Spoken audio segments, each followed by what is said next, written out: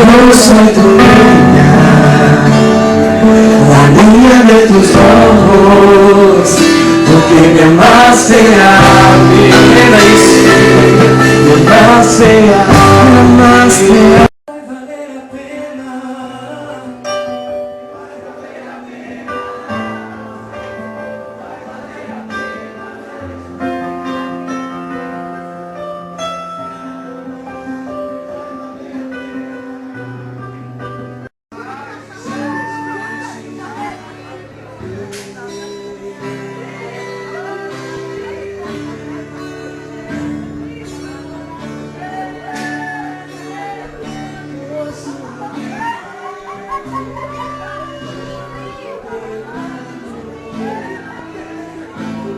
Compromisso, Deus.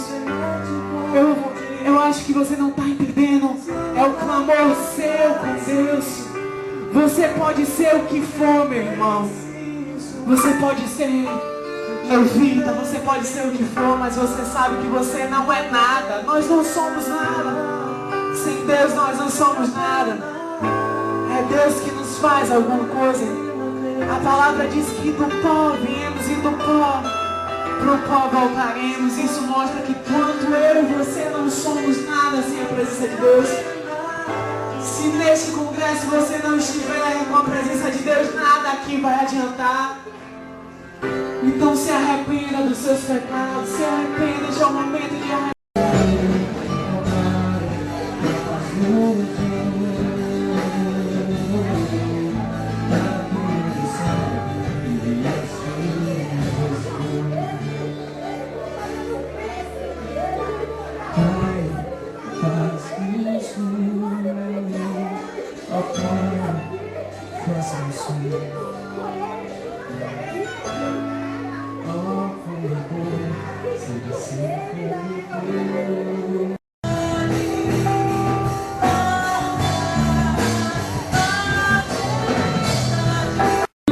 Quando eu era disforme, escreveu de sangue que eu seria seu.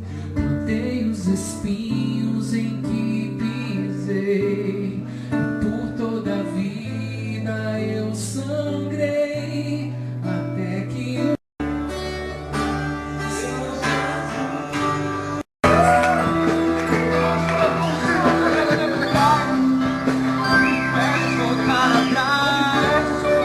As águas me fazem sorrir,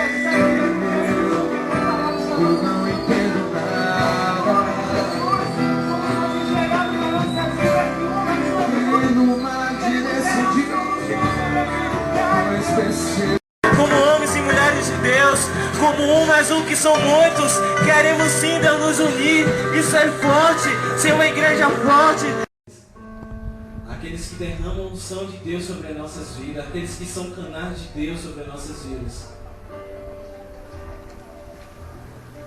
É tempo de sermos um.